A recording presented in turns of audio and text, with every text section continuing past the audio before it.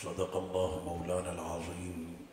إن الله وملائكته يصلون على النبي يا أيها الذين آمنوا صلوا عليه وسلموا تسليما. اللهم صل على سيدنا ونبينا ومولانا محمد معدن الجود والكرم وعلى آله وصحبه وبارك وسلم صلاة وسلاما عليك يا سيدي يا رسول الله وعلى آلك وأصحابك أجمعين.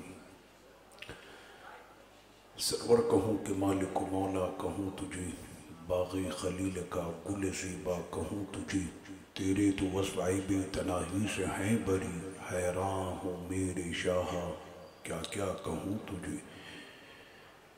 تمام تعریفیں اللہ وحدہ لا شریک کے لیے اور کروڑا کروڑ درود و سلام اور نعتوں کے سب گلدستے حضور پر نور شافع یوم النشور سرور کونین سید المرسلین خاتم النبیین رحمت للعالمین فقرۃ عالم نور مجسم صلی اللہ علیہ وسلم کی بارگاہ میں پیش کرنے کے بعد، محترم معزز سامعین کرام،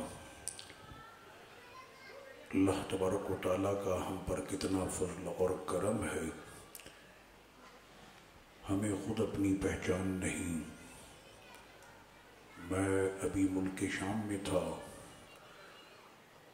تو روزانہ بغیر ناغہ حضرت بی بی سیدہ زینب پاک رضی اللہ عنہا کے دربار شریف میں حضرت بی بی سیدہ رقیہ بنت امام حسین رضی اللہ عنہ کی بارگاہ میں، حضرت بی بی سیدہ سکینہ پاک بنت امام حسین پاک رضی اللہ عنہما کی بارگاہ میں، اور شیخ اکبر سلطان صوفیہ ابن عربی رضی اللہ عنہ کی بارگاہ میں میری حاضری ہوتی.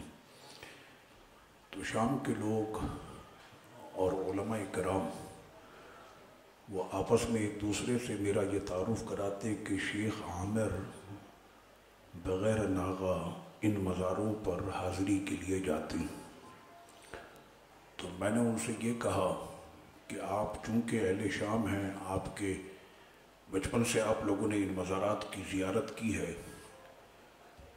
اور آپ دیکھتے دیکھتے آپ کے لیے یہ تمام چیزیں ایک معمول کے مطابق ہو چکی ہیں، لیکن ہم پاکستانیوں سے پوچھو کہ ان نفوس قدسیہ پر تو ہماری جانیں قربان ہیں، اور ان مزارات اور ان نفوس قدسیہ کی کیا شان ہے.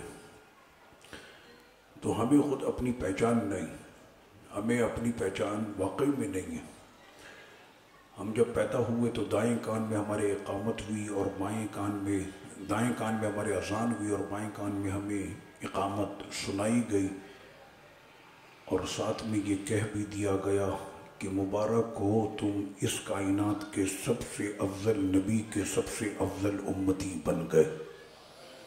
نہ تم نے کچھ کیا، نہ تم نے کوئی قربانی پیش کی، لیکن سب سے بڑا رتبہ تم کو عطا کر دیا گیا. پھر جب ہم نے کلمہ پڑھا، اور بھلے ہماری اس وقت زبان درست نہیں تھی، اپنی توتلی زبان سے ہی ہم نے جب کلمہ پڑھا تو محلے والوں نے ہم کو پیسے بھی دیے. جس کو بھی ہم نے کلمہ سنایا تو اس نے ہم کو جو ہے وہ انعام دیا. ہمارے یہاں پر کوئی بچہ کسی کے سامنے اگر قرآن کی ایک آیت بھی سناتا ہے تو سامنے والا خوش ہوتا، اور اسی طرح سے اگر کسی کا بچہ قرآن مکمل ختم کر لے تو ماں اور باپ کی خوشی کا ٹھکانہ نہیں ہوتا، محفلیں سجائی جاتی. اور اسی طرح سے اگر وہ قرآن مجید پڑھنے کے بعد اگر اس کا بچہ قرآن کا حافظ بن جائے تو باپ پورے محلے میں مٹھائی بانٹتا پھر رہا ہوتا کہ آج میری نجات کا ذریعہ مل گیا. میدان محشر میں میرے سر پر وہ تاج ربانی ہوگا کہ جس کے آگے چاند اور سورج کی روشنی بھی ماند پڑ جائے گی. لیکن ایک وہ لوگ بھی تھے، آج ہمارے یہاں نعت خواں جب نعت پڑھتا ہے تو لوگ اسے نذرانے دیتے، لوگ اسے پیسے دیتے، لیکن ایک ایسا بھی وقت تھا کہ جب حضور کی کوئی نعت پڑھتا تھا تو لوگ اس پر پتھر برساتے تھے. اور وہ اپنے پھٹے ہوئے سروں کے ساتھ، چرے ہوئے سینوں کے ساتھ، کٹے ہوئے بازوؤں کے ساتھ بھی آقا علیہ الصلوۃ والتسلیم کی نعت پڑھتے تھے۔ اگر تاریخ دیکھنی ہے تو احد کی تاریخ اٹھا کر دیکھ لے کہ کس طرح سے صحابہ کرام علیہم رضوان نے وادی احد کے اندر آقا علیہ الصلوۃ والتسلیم کی نعت شریف پڑھی تھی۔ سرور کونین صلی اللہ علیہ وسلم سے محبت یہ ایمان ہے، حضور کی محبت ایمان ہے، اور محبت کا یہ تقاضا کہ ایک ناز دکھاتا ہے اور ایک ناز اٹھاتا ہے۔ محب اس کو کہتے ہیں کہ جو ناز اٹھائے، اور محبوب اسے کہتے ہیں کہ جو ناز دکھائے۔ صدیق اکبر رضی اللہ عنہ سے پوچھیں کہ آپ نے اپنے نبی سے محبت کی تو محبوب کی ناز آپ نے کیسے اٹھائی؟ تو صدیق اکبر کی بارگاہ سے جواب یہ آئے گا، میں تو اپنے محبوب سے ایسی محبت کرنے والا میں محب تھا کہ دودھ میرے سرکار پیتے تھے، پیٹ میرا بھر جاتا تھا۔ ایسی ہم نے اپنے نبی سے محبت کی۔ سیدی فاروق اعظم رضی اللہ عنہ سے کوئی پوچھے کہ آپ نے اپنے نبی سے محبت کیسی کی تو وہ یہ کہیں کہ میں اس وقت میں اپنے محبوب آقا علیہ الصلوۃ والتسلیم کی بارگاہ میں حاضر ہوتا کہ جب کسی میں جرت نہیں ہوتی کہ سرکار کی جانب آنکھ اٹھا کر بھی دیکھ لے، یہاں تک کہ صدیق اکبر رضی اللہ عنہ جیسا وہ منفرد صحابی کہ جس کی صدیقیت بھی منفرد ہے، جس کی محبت بھی منفرد ہے، جس کی ذات بھی منفرد ہے، جس کی شخصیت بھی منفرد ہے، جس کا عشق بھی منفرد ہے، جو تمام صحابہ کا پیشوا ہے، تو صدیق اکبر رضی اللہ عنہ بھی اس وقت میں نظریں نہیں اٹھاتے جب آقا علیہ الصلوۃ والتسلیم جلال میں ہوتے۔ تو حضور کے جلال کو پیار میں بدلنے والے وہ سیدی فاروق اعظم رضی اللہ عنہ، یہ ڈیوٹیاں تھیں۔ صحابہ کرام علیہم رضوان نے اپنی اپنی ڈیوٹیاں رکھی ہوئی تھیں۔ صدیق اکبر کی اپنی ڈیوٹی، فاروق اعظم کی اپنی، عثمان غنی کی اپنی، مولا کائنات کی اپنی، عبداللہ بن مسعود کی ڈیوٹی تھی کہ وہ سرکار کی نالین مبارک اٹھاتے تھے۔ تو ہر صحابی نے اس طرح سے اپنی اپنی ڈیوٹیاں رکھی ہوئی تھی۔ تو فاروق اعظم رضی اللہ عنہ کی محبت کا یہ حال تھا کہ آقا علیہ الصلوۃ والتسلیم کے جس وقت میں جلال میں ہوں، اور حضور کا جلال آنا تو یوں سمجھ لیں کہ جبریل امی بھی ابھی پر نہیں مار سکتے کہ سرکار ابھی غصے میں ہے، تو ایسے وقت میں حضرت سیدی فاروق اعظم رضی اللہ عنہ آقا علیہ الصلوۃ والتسلیم کے دربار میں آتے، آپ کی پشت جھکی ہوتی، پلکیں بچھی ہوتی، اور ایسے ہی جھکے جھکے حضور علیہ السلام کی بارگاہ میں پہنچتے، اپنے گھٹنوں کو زمین پر رکھتے اور اپنی کونیوں کو گھٹنوں پر رکھ کر ہاتھ جوڑ کر ایسے حضور کی بارگاہ میں کہتے، رضینا باللہ ربا وبالاسلام دینا وبنبینا محمد نبی و رسولا۔ حضور ہم سے راضی ہو جائیں، اللہ ہمارا رب ہے، اسلام ہمارا دین ہے، اور آپ ہی ہمارے نبی رسول ہیں۔ فاروق اعظم کا یہ عمل ہوتا، سرکار کا غصہ فوری چلا جاتا اور آقا اتنا مسکراتے کہ سارے دندان مبارک ظاہر ہو جاتے۔ اگر یہ کام صدیق اکبر، عثمان غنی، مولا کائنات حضرت بلال حبشی یا کسی اور نے کیا ہوتا تو وہ لطف نہ آتا جو فاروق اعظم کے کرنے پر آتا تھا، اس لیے کہ عمر کا جلال تو وہ جلال ہے کہ گھور کے اگر سورج کو دیکھ لے تو سورج کی کرنیں ماند پڑ جائیں۔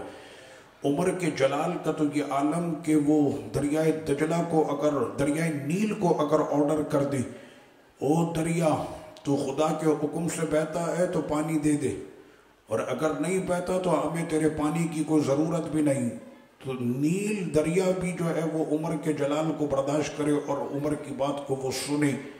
اور فاروق اعظم اگر آرڈر کرے زمین کو کہ عورت کہ اس جگہ پر تیل گرا تھا اور میرا تیل اس زمین میں جذب ہو گیا اور مجھے وہی تیل واپس چاہیے، تو صرف گھور کے عمر زمین کو دیکھ لے تو زمین تیل واپس نکال دے۔ تو جس کے اپنے جلال کا خود کا یہ عالم، وہ حضور کے سامنے جب ایسے ہاتھ جوڑ کر گھٹنے ٹیک کر جب وہ سرکار کو کہتے حضور راضی ہو جائے، حضور راضی ہو جائے، حضور راضی ہو جائے، صرف عمر کا یہ عمل ہوتا تو سرکار اتنا مسکراتے، اور آقا یہ فرماتے بھی ہوں گے کہ عمر تیرا یہ انداز ہے نہیں، واقعی سرکار میرا یہ انداز ہے نہیں، بس آپ کے عشق میں ایسا کرتا، میرا انداز ہے نہیں یہ، لیکن آپ کی محبت میں کہ کسی بھی طرح سے آپ مسکرا دیں، آپ راضی ہو جائیں۔ تو یہ صدیق اکبر، فاروق اعظم، یہ شیخین کریمین ہمارے کہ انہوں نے اس انداز میں محبت کی. آج ان بزرگوں کی کچھ انفرادیت اس اعتبار سے کہ محبت تو سب نے آقا علیہ الصلوۃ والتسلیم سے کی ہے، اور یہ ذہن میں رکھیے گا کہ محبت میں برابری نہیں ہوتی. یہ جو برابری رکھے نا تو محبت میں برابری نہیں ہوتی. محبت میں ایک ناز دکھائے گا تو ایک ناز اٹھائے گا، یہ محبت کا تقاضا ہوتا.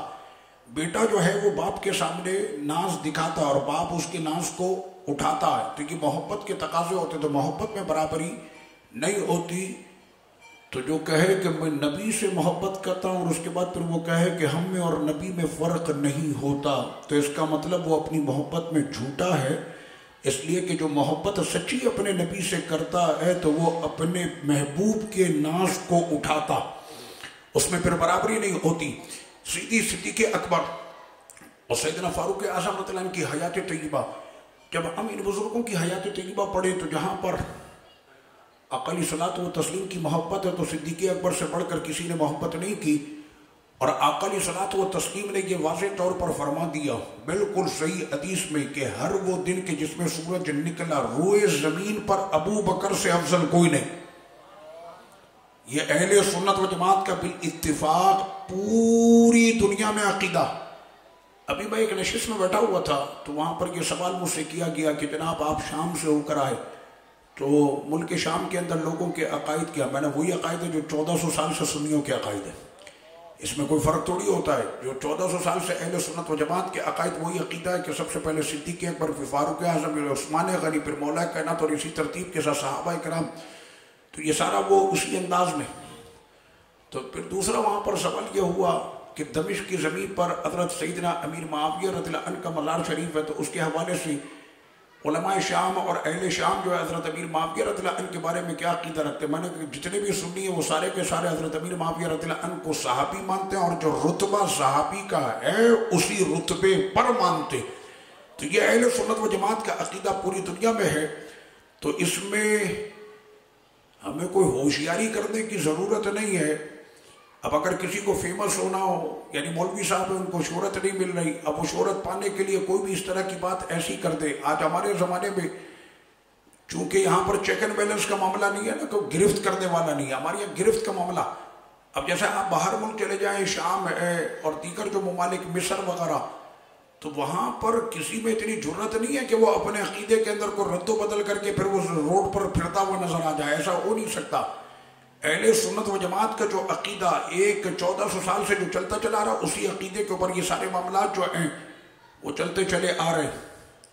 تو سیدنا صدیق اکبر رضی اللہ عنہ کی جو انفرادیت رہی کہ ہمارے ان بزرگوں نے انفرادیت کی جو اعلیٰ مثال قائم کی ہے کہ آقا علیہ الصلوۃ والتسلیم سے محبت میں یہ منفرد رہے، صحابہ کرام علیہم الرضوان سے آپس میں محبت میں یہ منفرد رہے.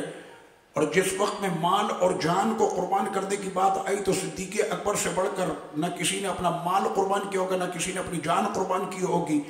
آقا علیہ الصلوۃ والتسلیم نے فرمایا کہ اسلام کو، یعنی سرکار تو اپنی طرف نسبت فرماتے کہ مجھ کو سب سے زیادہ اگر نفع پہنچایا ہے تو ابو بکر تمہارے مال نے پہنچایا. اور آقا علیہ الصلوۃ والتسلیم نے فرمایا کہ اس جہاں میں جتنے بھی لوگوں نے ہم پر جو ہے قرض دیا یا ہم پر جتنوں نے بھی احسان کیا، تو ہم نے تمام لوگوں کے قرضوں کو اور ان کے احسانوں کو ہم نے اسی زمین پر اتار دیا، سوائے 2 شخصیات کے جن کے احسانوں کو میدان محشر میں ادا کیا جائے گا. مردوں میں ابو بکر صدیق ہوگا، عورتوں میں خدیجۃ الکبریٰ رضی اللہ عنہا ہوں گی. کہ قیامت تک یہ امت ابو بکر صدیق کی مقروض ہے، یہ آقا علیہ الصلوۃ والتسلیم نے فرمایا. تو سیدنا صدیق اکبر رضی اللہ عنہ نے ہر میدان میں کہ وہ سبقت لے گئے، ہر میدان میں وہ آگے پڑھ گئے. اور یہاں تک کہ حضرت سیدنا مولا کائنات رضی اللہ عنہ فرماتے کہ ہماری جتنی بھی جنگیں ہوئی کفار کے ساتھ، تو ان جنگوں کے اندر ہمارے یہ شیڈول بنتا تھا. اور وہ شیڈول کیا ہوتا؟ جنگ کا نظم و ضبط یہ ہوتا کہ علی وہ جوان کہ جس کی تلوار ذوالفقار جب حرکت میں آتی ہے تو غیب سے پھر صدا آنے لگ جائے، لا فتح اللہ علی، لا سیف اللہ ذوالفقار. علی جیسا جوان نہیں، ذوالفقار جیسی تلوار نہیں. تو مولا کائنات رضی اللہ عنہ تو ہمیشہ آپ اس پوزیشن پر جنگ لڑا کرتے تھے کہ لڑتے لڑتے آپ کافروں اور کفار کے خیموں تک ان کو پہنچا کر آتے، لیکن ہماری تمام جنگوں کے اندر سب سے زیادہ جو حساس مورچہ ہوتا یا حساس جو پوزیشن ہوتی، وہ پوزیشن وہ ہوتی کہ آقا علیہ الصلوۃ والتسلیم کے دفاع پر بظاہر کون کھڑا ہوگا. اس لیے کہ کفار کی طرف سے اٹھنے والی ہر تلوار، ہر نیزے اور ہر تیر کا جو ہدف ہوتا وہ آقا علیہ الصلوۃ والتسلیم کا سینہ اقدس ہوتا، سرکار کی ذات گرامی ان کا ہدف ہوتی. تو ایسے وقت میں ہر جنگ میں کہ جس میں ابو بکر صدیق موجود رہے اور ہر جنگ میں آپ موجود رہے، تو صدیق اکبر کی طرف سے یہی آتی تھی کہ تم لوگ آگے بڑھ کر لڑتے رہو. ابو بکر کے وجود میں جب تک خون کا آخری قطرہ باقی رہے گا وہ اپنے نبی کا دفاع کرتا رہے گا. یہ ڈیوٹی سیدنا صدیق اکبر رضی اللہ عنہ کی جو ہے وہ انفرادی طور پر ہوتی. یہاں پر مسئلہ یہ کہ سیدنا صدیق اکبر رضی اللہ عنہ ایک شخص ہے جس کا نام ہے مصطح بن اساسہ، اور ہر مہینے کا جو راشن ہے وہ سیدنا صدیق اکبر رضی اللہ عنہ کی طرف سے اس شخص کو جاتا. وہ فقیر الحال انسان تھا مصطح بن اساسہ. تو ایک وقت ایسا بھی آیا کہ جب سیدنا صدیق اکبر رضی اللہ عنہ کی وہ سچی شہزادی کہ جو سرور کونین صلی اللہ علیہ وسلم کی زوجہ بھی ہے، امت کی ماں بھی ہیں، حضرت عائشہ صدیقہ رضی اللہ عنہ، کہ جن پر بہتان لگایا گیا، اور اس بہتان کے جواب میں میرے آقا نے جواب ارشاد نہ فرمایا بلکہ کائنات کے خالق نے قرآن میں قیامت تک کے لیے فرمایا ھذا بہتان عظیم، یہ تو بہت بڑا بہتان ہے. تو ایسے وقت میں ایک لوگ اور لوگوں کا ایک سلسلہ تھا کہ جو ان لوگوں میں شامل ہوئے کہ جو اس طرح سے زبانیں تان دراز کر رہے تھے. تو مصطح بن اساسہ وہ بھی ان میں شامل تھا. سیدنا صدیق اکبر رضی اللہ عنہ کو جب پتہ چلا کہ یہ مصطح بھی ان میں شامل ہے تو صدیق اکبر رضی اللہ عنہ نے اس کا جو راشن تھا وہ بند کر دیا. اب ہمارے یہاں تو وہ مسئلہ یہ کہ اگر ہماری کوئی بیٹی پر، ہماری ماں پر، ہمارے باپ پر یا خاندان کے کسی فرد پر اگر کوئی بات کرے تو پھر یہ تھوڑی ہے کہ صرف راشن بند کر دیا جائے. اس کا راشن کے ساتھ ساتھ اس کا پانی بھی بند کرے، ساتھ میں اس کا سانس بھی بند کر دے گا. کہنا ہمارے خرچوں پر پلنے والا کمبخت آج ہمارے سامنے زبان بلند کر رہا ہے. صدیق اکبر رضی اللہ نے صرف اتنا کیا کہ جو اس کا ماہانہ راشن جاتا تھا وہ راشن آپ نے بند کر دیا. اب آپ دیکھیں صدیق اکبر رضی اللہ عنہ کی انفرادیت پہ بتا رہا. ہم تو کائنات میں ہمیں سمجھانے کے لیے رب کریم نے کم و بیش 1.25 لاکھ انبیاء کرام علیہ السلام اس کائنات میں انسانیت کو سمجھانے کے لیے اللہ تعالیٰ نے مبعوث فرمائے. لیکن جب صدیق اکبر کی بات آتی ہے تو اب حضور علیہ الصلوۃ والتسلیم ابو بکر سے نہیں فرماتے کہ ابو بکر تم نے مصطح کا راشن بند کر دیا.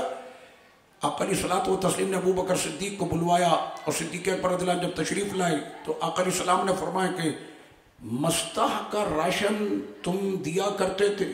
یا رسول اللہ بالکل میں دیا کرتا تھا، اب تم نے اس کا راشن بند کر دیا. کہنا جی حضور یہ ان لوگوں میں شامل ہو گیا جنہوں نے زبانیں تان دراز کی تھی میری شہزادی اور آپ کی زوجہ پر، جنہوں نے زبان تان دراز کی تھی. آقا علیہ الصلوۃ والتسلیم نے فرمایا ابو بکر تمہارے خدا کو تمہارا یہ عمل پسند نہیں آیا.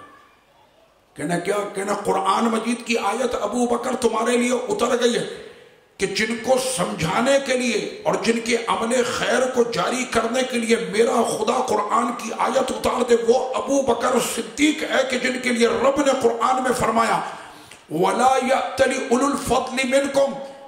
اے ابو بکر وہ زبان تان دراز کرنے والے ان کو چھوڑو، تم تو صاحب فضل ہو، تم تو صاحب کرم ہو، تم تو عطا کرنے والے ہو کہ جن کی مدح قرآن میں میرا خدا اس انداز میں بیان کرے وہ کوئی اور نہیں، وہ ابو بکر صدیق ہے. کہ رب کریم ان کو اس انداز میں سمجھا رہا. جیسے ہم کہتے ہیں نا کسی کو کہنے صاحب پچھلے سال آپ نے 1,00,000 روپے دیے تھے، ابھی پھر وہی 1,00,000 روپے، آپ تو بڑے کریم ہیں، آپ تو بڑے فضل والے، آپ تو بڑے عنایت کرنے والے. رب کریم اس لہجے کے اندر صدیق اکبر رضی اللہ عنہ کو فرما رہا ہے ابو بکر ان کو چھوڑو، اپنے کو دیکھو، تم تو صاحب فضل ہو. تو سیدنا صدیق اکبر رضی اللہ عنہ نے فوری طور پر مصطح کا جو ہے وہ راشن جاری کیا. ہمیں ان بزرگوں کی سیرت سننے کے بعد اپنے اخلاق کو اور ہمارے جو مزاج کے اندر لوگوں کے لیے نفرت پیدا ہو جاتی ان نفرتوں کو دور کرنا چاہیے. ہماری بیٹیاں کیا کائنات کی ساری بیٹیاں میری ماں عائشہ صدیقہ کے عزت آنچل پہ قربان ہے. اس ماں کے لیے جب کوئی زبان تان دراز کرے تو ایسے وقت میں کہ رب کریم فرمائے کہ یہ تو بہتان عظیم ہے لیکن جس کا راشن بند کیا تھا رب نے فرمایا ابو بکر تم صاحب فضل ہو اور اس کے راشن کو دوبارہ جاری کیا جائے، اور فوری طور پر سیدنا صدیق اکبر رضی اللہ عنہ نے اس راشن کو جو ہے وہ جاری کیا۔ دور حاضر میں آج ہمارے یہاں جو حالات اور جس طرح کے معاملات ہو گئے، تو ان بزرگوں کی سیرت طیبہ کو جب ہم پڑھتے، آج پاکستان میں یا دنیا میں آپ کہیں پر بھی چلے جائیں تو 3 قسم کے طبقے پائے جاتے ہیں، ایک بہت عالی طبقہ، ایک متوسط گھرانہ، اور ایک وہ ہے جو فقیر اور فقر میں رہنے والے لوگ ہیں۔ تو اب یہ اس طرح کہ ہماری یہ کیٹیگریز بن گئی۔ آپ پاکستان سے کہیں پر بھی دنیا میں سفر کریں، ہر جگہ پر آپ کو لکھا ہوا نظر آئے گا یہ کون سا، یہ بزنس کلاس ہے۔ تو وہ بزنس کلاس والوں کا راستہ ہی الگ ہوتا ہے، طیارے میں جانے کا وہ بزنس کلاس کا راستہ ہی الگ۔ کیا مطلب فقیروں تم لوگ اس راستے سے جو یہ تمہارا والا ہے، یہ والا راستہ بزنس کلاس کا۔ ہم نے جب اپنے اکابرین کو پڑھا نا، قسم خدا کی پوری دنیا کے اندر یہ انداز ملتا ہی نہیں ہے جو انداز سرور کونین نے اپنے غلاموں کا بنایا تھا۔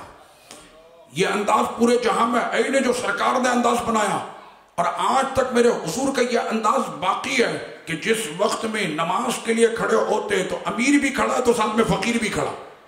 یہ پوری دنیا کے اندر نہیں، اور یہ انداز اسلام نے دیا کہ آقا علیہ الصلوۃ والتسلیم نے اپنے غلاموں کو جس وقت میں جمع کیا تو مکے کا تاجر ابو بکر بھی کھڑا ہے، تو مکے کا سردار عمر بھی کھڑا ہے، تو مکے کا سب سے بڑا غنی عثمان غنی بھی، بنی ہاشم کا شہزادہ مولا علی بھی، اور اسی صف میں آزاد کردہ غلام بلال بھی اسی صف میں کھڑا۔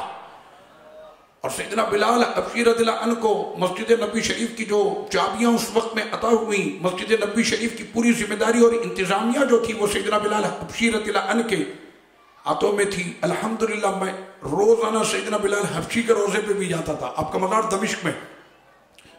تو سیدنا بلال حبشی رضی اللہ عنہ کو جو وہ اس وقت میں چابیاں ملی تھی نا، آج تک میرے سرکار کے حجرے کی چابیاں جو ہے وہ سیدنا بلال کے ہی خاندان میں چلتی چلی آ رہی۔ ابھی تک وہ جو خاندان ہے وہ حبشی، اور وہ سیدنا بلال حبشی رضی اللہ عنہ کا خاندان، اور اسی خاندان کے اندر حجرے شریفہ کی چابیاں چلتی چلی آ رہی۔ آقا علیہ الصلوۃ والتسلیم نے جب وصال فرمایا، پردہ فرمایا میرے سرکار علیہ الصلوۃ والتسلیم نے، اور سیدنا صدیق اکبر رضی اللہ عنہ جو ہے وہ حاکم وقت ٹھہرے، تو جب ہم نے اپنے ان بزرگوں کو پڑھا، قسم خدا کی آج تمنا کرتے ہیں کہ کوئی مسلمانوں کے ملک میں کوئی ایسا ایک حاکم تو آ جائے۔ ہمارے یہاں وزیر آتا ہے، وزیر کا مطلب ہوتا ہے بوجھ اٹھانے والا، وزر، اور وزر سے ہوتا ہے کہ بوجھ اٹھانے والا، ثقل کو برداشت کرنے والا، وزن کو برداشت کرنے والا، اس کا مطلب ہوتا ہے وزیر۔ لیکن اب معاملہ اگر ہم دیکھیں تو مطلب اس کا یوں ہوتا ہے کہ پوری قوم مل کر جس کا بوجھ اٹھائے وہ وزیر۔ یہ معاملہ کچھ دوسرا ہو گیا۔ صدیق اکبر رضی اللہ عنہ حاکم وقت ٹھہرے۔ اب جب حاکم وقت ہو گئے، مسلمانوں کے خلیفہ ہو گئے، خلیفۃ المسلمین قائد المجاہدین ہو گئے، تو سب سے بڑا بنگلہ تو صدیق اکبر رضی اللہ عنہ کا ہونا چاہیے، سب سے بڑی گاڑی اور سب سے بڑی سواری جو ہے وہ صدیق اکبر رضی اللہ عنہ کی ہونی چاہیے۔ لیکن سادگی کا یہ معیار تھا ہمارے ان بزرگوں کا۔ جب کفار ہمارے ان بزرگوں کی سادگی کو پڑھتے ہیں نا، وہ کسی نے ابھی فیس بک وغیرہ پر یہ ایک فوٹو لگائی، اس میں 2 تصویریں تھی، ہمارے پرائم منسٹر کی بھی تھی اور غالباً کسی یورپ کے بھی کسی پرائم منسٹر کی تھی۔ تو لکھا ہوا تھا، وہ باہر کا جو پرائم منسٹر تھا وہ سائیکل پہ آ رہا ہے، ہمارا پرائم منسٹر ہیلی کاپٹر سے آ رہا ہے۔ تو اس تصویر کے ساتھ لکھا یہ تھا کہ بھیک دینے والوں کا انداز، اور نیچے لکھا ہوا تھا بھیک لینے والوں کا انداز۔ جو بھیک لے رہے ہیں وہ ہیلی کاپٹر میں آ رہے ہیں، اور جو بھیک دے رہے ہیں وہ سائیکلوں پر آ رہے ہیں۔ مجھے ایسا محسوس ہوتا کہ ہم نے اپنے دین اور اپنے بزرگوں کے ان سادگی اور ان کی قناعت کو ہم نے جب چھوڑ دیا، اور دوسرے لوگوں نے اس انداز کو جب اختیار کیا، وہ اس بات کو جانتے کہ ابو بکر، عمر، عثمان و حیدر جو سادگی میں رہنے والے لوگ تھے، جو پیون کے کپڑے پہننے والے لوگ تھے، جو چھوٹے سے گھر میں رہنے والے لوگ تھے، جو پیدل چلا کرتے تھے اور اپنے غلاموں کو سواری پہ سوار کراتے تھے، جب ان کے نام سے پوری دنیا میں ان کے ڈنکے بجتے تھے، اگر ترقی چاہتے ہو تو ان کے طریقے کو اختیار کر لو، تمہارا نام بھی پوری دنیا میں ہو جائے گا۔ نعرہ رسالت کہ مسلمہ کذاب پر تول رہا ہے، اور نبوت کے اس کے دعوے جو ہیں اور اس کی بھڑکیاں جو ہیں وہ بڑھتی چلی آ رہی۔ اب مسلمانوں کا یہ حاکم اپنے منصب پر اور آنے کے بعد اس نے پھر خطاب کیا، اور سامنے بیٹھ کر خطاب سننے والے کوئی عام عوام نہیں، سامنے خطاب سننے والا فاروق اعظم سامنے، عثمان غنی سامنے، مولا کائنات سامنے، اور ان کے سامنے جس وقت میں یہ گفتگو ہوتی تو صدیق اکبر رضی اللہ عنہ نے فرمایا کہ جس نے ایک اونٹ کی رسی کے برابر بھی زکوٰۃ دینے سے انکار کیا ابو بکر اس سے جہاد کرے گا، جو دین اور اسلام سے پھرا ابو بکر اس سے بھی جہاد کرے گا، اور مسلمہ کے لیے تو تیاری کر لو، مسلمہ ہم تمہاری اینٹ سے اینٹ بجا دیں گے، اور اب مسلمہ کو امر زندہ چھوڑنا نہیں ہے، ختم نبوت کے اس غدار کو امر واصل جہنم کرنا۔ فاروق اعظم رضی اللہ عنہ ایسے وقت میں آئے۔ اب آپ ذہن میں رکھیں کہ فاروق اعظم اس بھاری بھرکم شخصیت کا نام ہے کہ 26 سال کا وہ جوان کہ جس وقت میں سیدی فاروق اعظم رضی اللہ عنہ کی عمر مبارک 26 سال ہے، تو سیدی فاروق اعظم اپنی جوانی کے اس انداز میں، مکے میں آپ پہلوان تھے، فاروق اعظم رضی اللہ عنہ پہلوانی بھی کیا کرتے تھے، تو پہلوان اور بھاری بھرکم آپ کی شخصیت، اور 26 سال کا یہ جوان کہ جب اس کو اطلاع ہوتی ہے نا کہ سیدنا امیر حمزہ رضی اللہ عنہ نے سرکار کا کلمہ پڑھ لیا اور حضور کی غلامی میں آ گئے، امیر حمزہ ایک بہت بڑی شخصیت مکے میں، بہت وزنی شخصیت مکے میں، جب ان کی اطلاع ملی تو سیدی فاروق اعظم رضی اللہ عنہ بہت جلال میں آئے، اور اس وقت تک آپ نے کلمہ نہ پڑھا تھا، تلوار ایسے ہاتھ میں تھامی، اور وہ 26 سال کا جوان اب چل رہا مکے کی زمین پر، اور اس کا انداز یہ تھا کہ اس نے پہنچنا ہے آقا علیہ الصلوۃ والتسلیم کے جو ہے وہ کاشانے پر، اور حضور علیہ الصلوۃ والتسلیم کی ذات گرامی کو اس نے ہدف بنانا۔ ایسے وقت میں جب وہ چلتے ہوئے راستے میں جا رہا ہے نا، تو راستے میں پھر ملاقات ہوئی عبداللہ بن جدعان سے اور نعیم بن عبداللہ سے۔ نعیم بن عبداللہ نے کہا عمر کہاں جا رہے ہو؟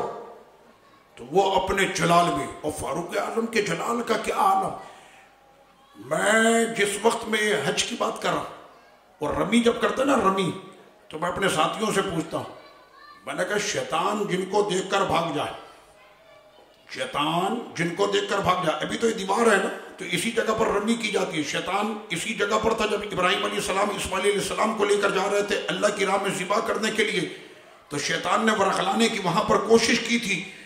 تو میں یہ پوچھتا ہوں کہ جس وقت میں فاروق اعظم نے رمی کی ہوگی تو شیطان کو تو رمی سے چیر کے رکھ دیا ہوگا، ان کی رمی کا پھر کیا انداز ہوگا۔ تو ایسے وقت میں نعیم بن عبداللہ کہنے لگے کہاں چلے عمر؟ کہنے لگے کہ آج اسلام کا چراغ جس سے جل رہا ہے میں اس چراغ کو ہی بجھانے کے لیے جا رہا ہوں۔ کہنا وہاں تو جانے کی بات میں کرنا، پہلے اپنے گھر کی خبر لے لو، تمہاری سگی بہن اور تمہارے بہنوئی نے بھی اس نبی کا کلمہ پڑھ لیا اور وہ بھی حضور کے غلام بن چکے ہیں۔ مارے تیش کے اب عمر کا جو انداز، اور ایسے غصے میں لال سرخ ہوتے ہوئے فاروق اعظم اب پہنچے اپنی بہن کے گھر پہ، تو وہاں پر قرآن کی تلاوت سنائی دے رہی تھی۔ یہ قرآن کی تلاوت کی بڑی تاثیر ہے۔ جس وقت میں آقا علیہ الصلوۃ والتسلیم مغرب عشاء اور فجر کی نماز میں قرآن کی تلاوت کرتے مسجد نبوی شریف میں، تو یہودی اپنی کھڑکیوں کو بند کر لیتے، اپنے کانوں میں ایسے انگلیاں ڈال کر اپنے کانوں کو بند کر لیتے۔ پوچھا یہودیوں سے کہ تم اس طرح کیوں کرتے ہو؟ کہنا یہ قرآن اور پڑھے صاحب قرآن، تو ان کی تلاوت اور اس قرآن کا یہ معجزہ ہمیں ڈر لگتا ہے کہ یہ قرآن کی تلاوت سے کہیں ایسا نہ ہو کہ ہماری زبانوں پر بھی کلمے جاری ہو جائیں۔ یہ قرآن مجید کی تاثیر ہے۔ تو ان کی بہن قرآن مجید پڑھ رہی تھی، آپ نے دروازے پر دستک دی تو انہوں نے دروازہ کھولا، سامنے فاروق اعظم جلال میں کھڑے بغیر کچھ کہے اپنی بہن کو زرد و کوب کرنا شروع کیا، اور اتنا زرد و کوب کیا کہ بہن کو لہو لہان کر دیا۔ آخر بہن بھی تو وہ فاروق اعظم کی تھی۔ جب فاروق اعظم رضی اللہ عنہ مار مار کے اپنی بہن کو تھک گئے تو اب بہن سے پوچھا میں نے سنا ہے کہ تم نے نبی کا کلمہ پڑھ لیا؟ اب بہن نے بھی کہا کہ عمر جس خطاب کے تم بیٹے ہو اسی خطاب کی میں بھی بیٹی ہوں، جو خون تمہاری رگوں میں وہ خون میری رگوں میں، میرے جسم سے خون کا آخری قطرہ تو نکل سکتا ہے لیکن اپنے نبی کا کلمہ نہیں نکل سکتا۔ یہ فاروق اعظم رضی اللہ عنہ کی امشیرہ اس انداز میں بات کرے تو سیدی فاروق اعظم رضی اللہ عنہ نے کہا کہ میری بہن اس انداز میں بات کر رہی ہے، یقیناً کوئی تو بات ہے۔ کہنے لگی بہن مجھے بھی تو وہ کلام دکھاؤ، مجھے بھی تو وہ کلام سناؤ جو کلام تم ابھی پڑھ رہی تھی۔ بہن نے کہا کہ تم ناپاک ہو، پہلے غسل کرو۔ فاروق اعظم رضی اللہ عنہ نے غسل کیا اور اس کے بعد سورہ طٰہٰ کی ابتدائی آیتیں انہوں نے پڑھ کر سنائی۔ طٰہٰ ما انزلنا علیک القرآن لتشقی۔ جیسے جیسے وہ قرآن کی آیتیں پڑھتی جاتی فاروق اعظم کی آنکھوں سے آج اشک بہہ رہا تھا۔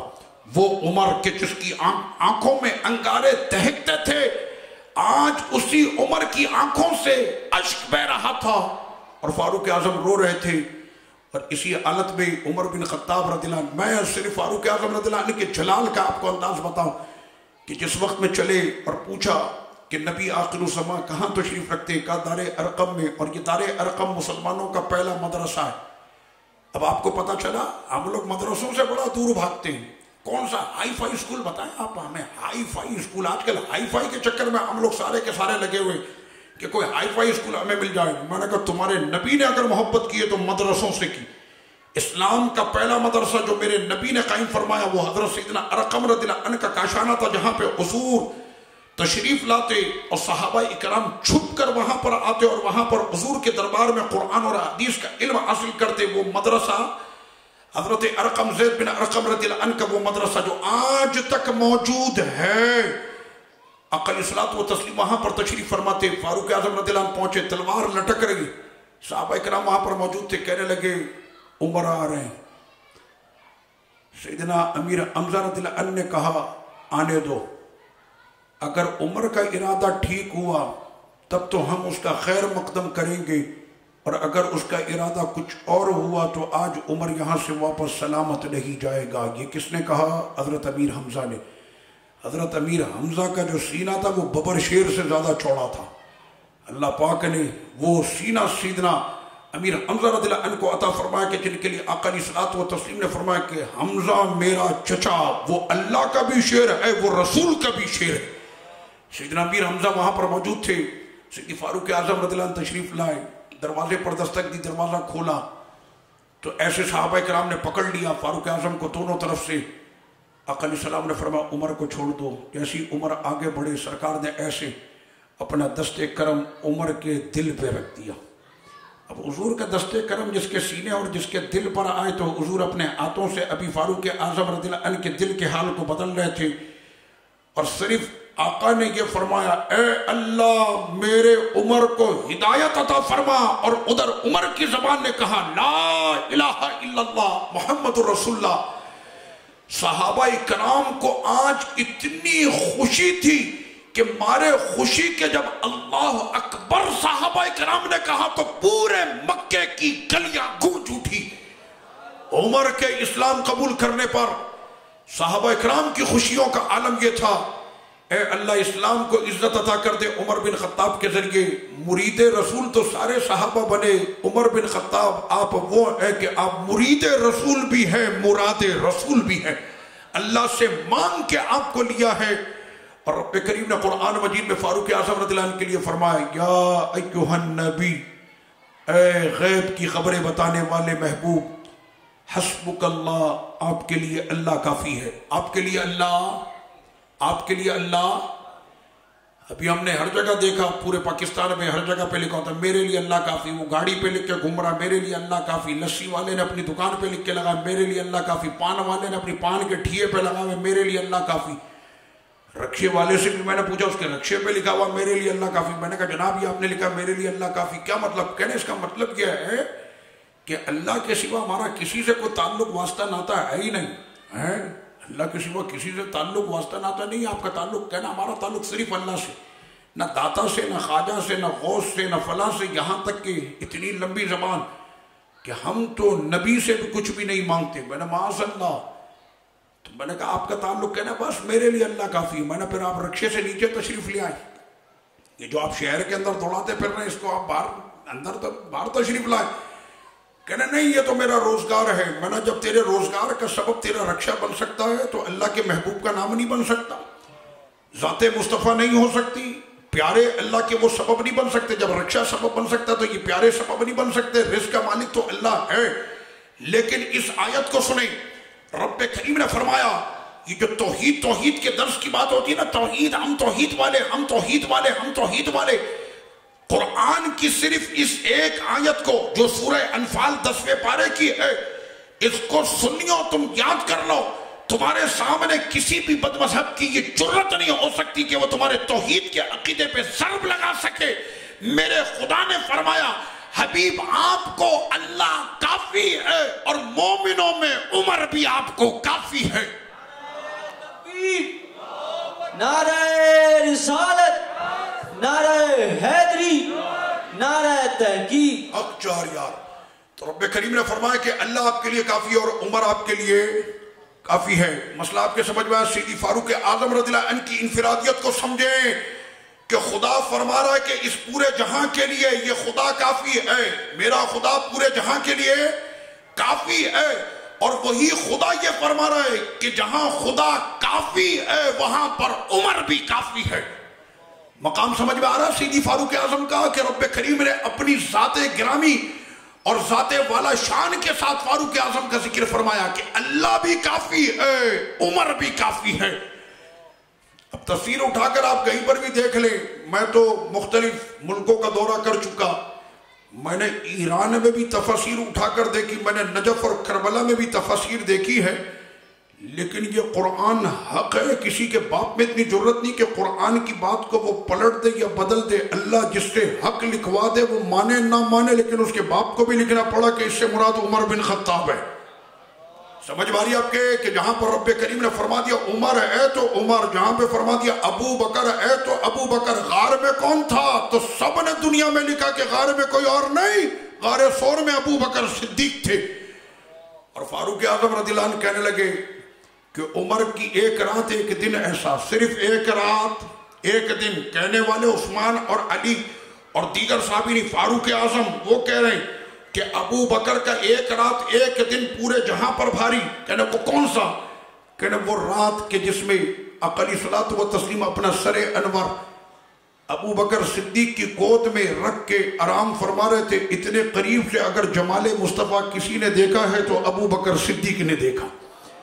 ایسے صدیق اکبر رضی اللہ عنہ جو ہے آقا علیہ الصلوۃ والتسلیم کے جمال کو دیکھ رہے تھے، اور اپنے اس مبارک ہاتھوں سے سرور کونین صلی اللہ علیہ وسلم کی زلف دراز میں ان ہاتھوں کو پھر تو وہ کہتے ہیں کہ ابو بکر تمہاری وہ رات کے جو غار ثور میں تم نے اپنے نبی کے ساتھ گزاری تھی، قسم خدا کی اس ایک رات کی قیمت پر عمر بھی قربان، عمر کا پورا خاندان قربان ہے۔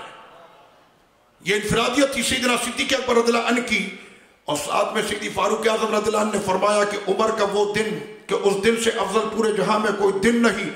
فاروق اعظم وہ کون سا دن تھا کہ جس کے لیے آپ کہتے ہیں کہ ابو بکر کے اس دن سے افضل کوئی دن ہے نہیں؟ تو فاروق اعظم رضی اللہ عنہ نے فرمایا یہ وہی دن تھا کہ جس دن میں ابو بکر نے مسیلمہ کذاب کے خلاف جو لشکر کشی کی تھی، فرمایا پورے جہاں میں اس سے افضل کوئی دن ہو ہی نہیں سکتا۔ سیدی فاروق اعظم انفرادیت بیان کر رہے ہیں، سیدنا صدیق اکبر رضی اللہ عنہ کی یہ انفرادیت ہمارے ان اکابر بزرگوں کو جو رب کریم نے ہمارے ان شیخین کریمین کو یہ انفرادیت جو عطا فرمائی ہے۔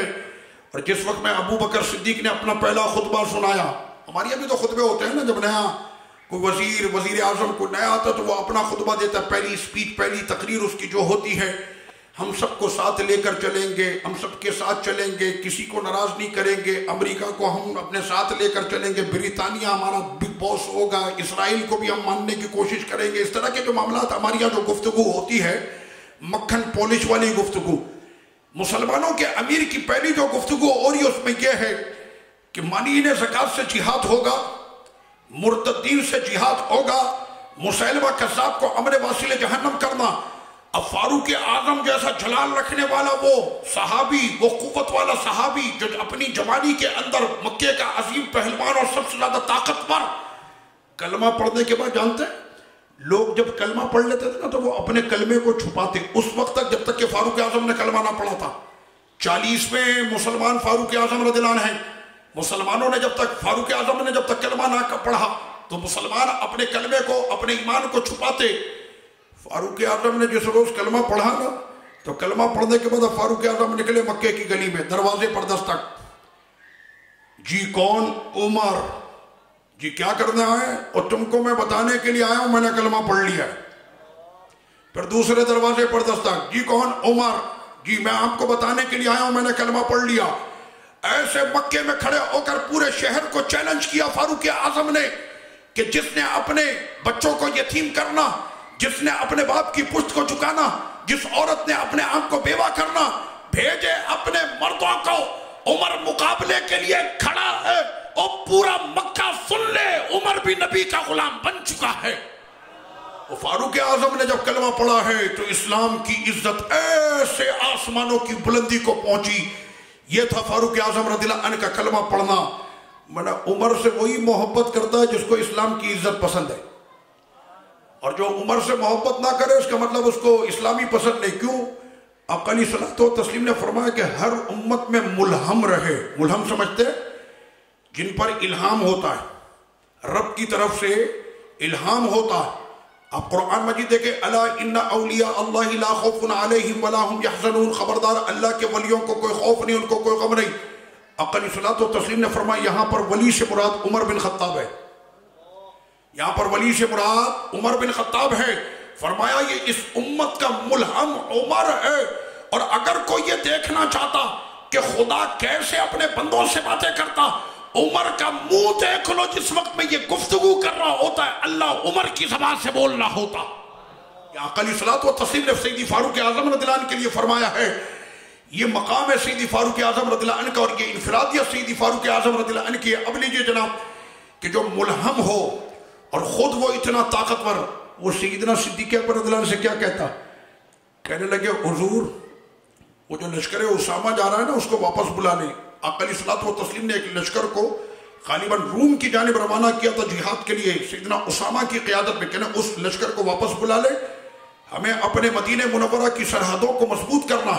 اور اتنے بڑے بڑے جو آپ نے اعلان کر دیے، مرتدین، مانعین زکوٰۃ اور مسلمہ اور ان کے خلاف جہاد، اور یہ سارے اعلان جو آپ نے کر دیے، تھوڑا سا ٹھہر کے کام کریں، حالات ابھی ایسے نہیں۔ آقا علیہ الصلوۃ والتسلیم نے ابھی پردہ فرمایا، پہلے ہم نے اپنی سرحدوں کو مضبوط کرنا، اور جب ہمارے بازو مضبوط ہو جائیں گے، سرحدیں ہماری مضبوط ہو جائیں گے، اس کے بعد پھر ہم کوئی نیا لائے عمل بنائیں گے اور اس پر عمل کریں گے۔ صدیق اکبر رضی اللہ عنہ نے فرمایا عمر جو ابو بکر نے فیصلہ سنا دیا سو سنا دیا، اب ابو بکر اپنا ایک قدم بھی پیچھے ہٹانے والا نہیں۔ فاروق اعظم کہتے ہیں مارے حیرت کہ میں صدیق اکبر کو دیکھتا رہا، اور اس دن مجھ کو پتا چلا کہ ایک ٹھنڈا مزاج رکھنے والا جب اتنے گرم مزاج سے بات کر رہا تھا، اور قسم خدا کی ابو بکر نے جو کہا تھا وہ کر کے دکھا دیا، بال برابر بھی پیچھے نہیں ہٹا۔ یہ سیدی فاروق اعظم کہہ رہے ہیں، اب کس کے لیے؟ سیدنا صدیق اکبر رضی اللہ عنہ کے لیے۔ اب لیجئے جناب ان بزرگوں کی انفرادیت، بہت بڑا احسان ہے۔ ہم سمجھتے ہیں یہ باتیں بہت ہلکی ہے، بہت آسان سے کام ہے۔ قرآن مجید فرقان حمید آج ہمیں ہر جگہ پر مل جاتا، یہاں تک کہ اگر آپ سفر میں بھی کسی کو بولے بھائی قرآن مجید چاہیے تو ایک نہیں 5 قرآن مجید آپ کے سامنے آ جائیں گے کہ بھائی میں تلاوت کرنا چاہ رہا ہوں۔ ہر مسجد میں قرآن، ہر گھر میں قرآن، یہاں تک کہ جب ہم اپنی بچیوں کو رخصت کرتے ہیں نا تو قرآن کے سائے میں رخصت کرتے ہیں۔ وہ الگ بات ہے کہ اگر بچی کی تربیت اسلامی ماحول میں نہیں ہوئی تو رات اور دوسرے دن شادی کے سارے تحفے کھولے جاتے، اگر نہیں کھلتا تو غلاف میں سے قرآن نہیں کھلتا، وہ جو لے جا کر اوپر رکھ دیا جاتا ہے تو وہ ویسے ہی وہاں پر رکھا رہتا ہے۔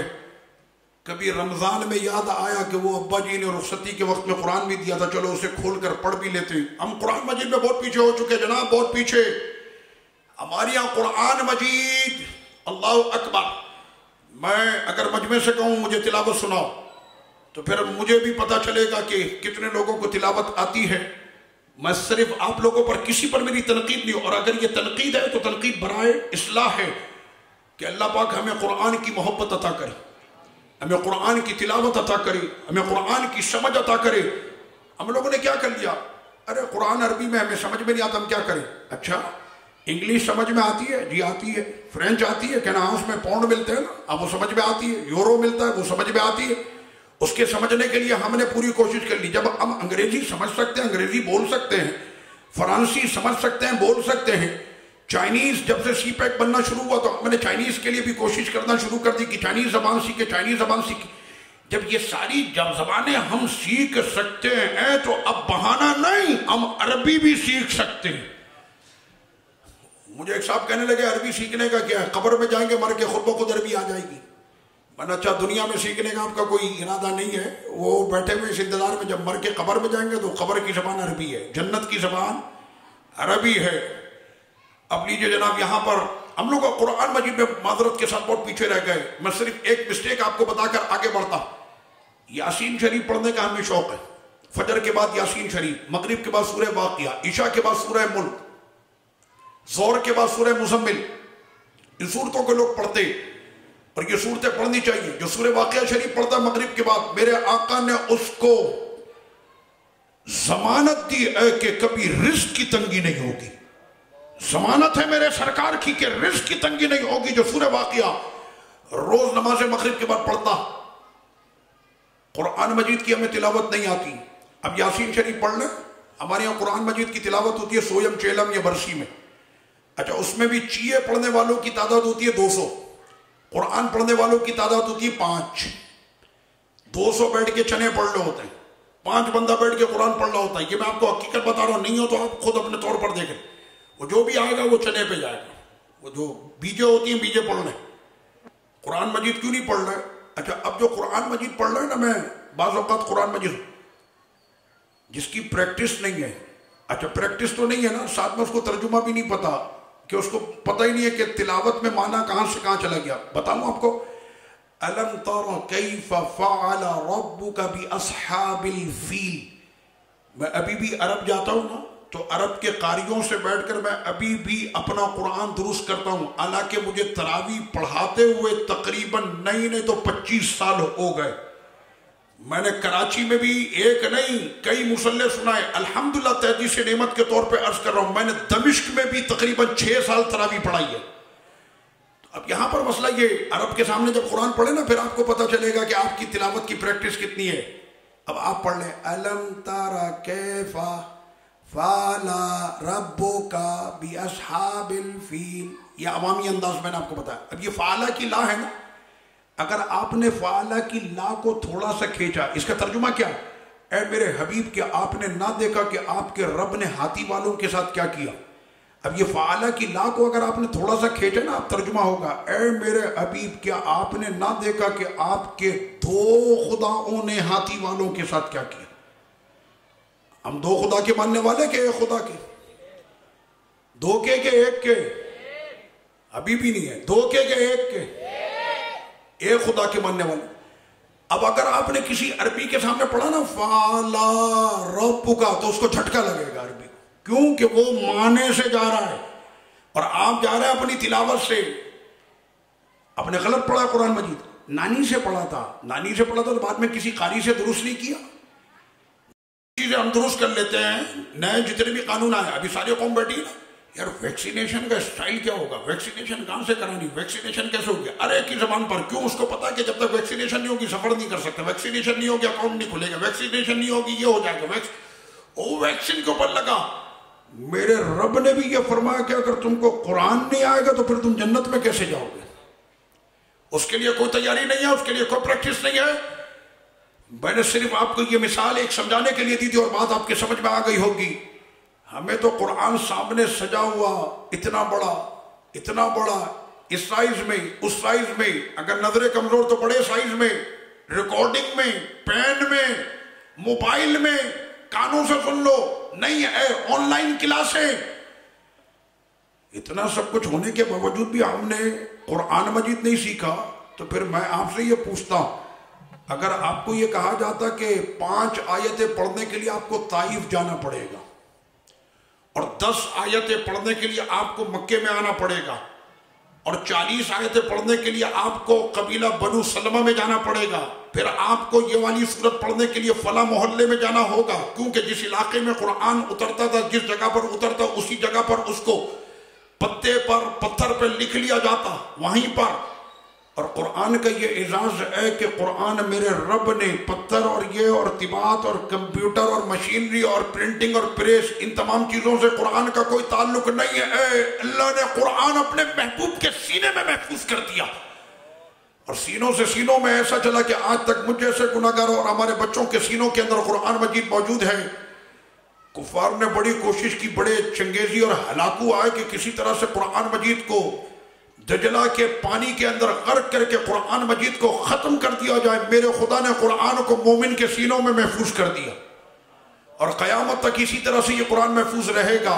میں صرف آپ کو یہ کہہ رہا ہوں، اتنا سب کچھ ہونے کے باوجود بھی اگر ہم قرآن نہ پڑھیں تو وہ زمانہ یاد کریں کہ 5 آیتیں وہاں پر، 10 آیتیں وہاں پر، یہ سورت وہاں پر، وہ سورت وہاں پر، جاتے پڑھنے کے لیے لوگ جاتے 5 آیتیں پڑھنے کے لیے، 10 آیتیں پڑھنے کے لیے جاتے، کوئی بھی نہیں جاتا، کوئی بھی نہیں جاتا۔ آج جب سب کچھ ہونے کے باوجود ہمارا یہ حال ہے تو پھر اس وقت کا حال کیا ہوتا؟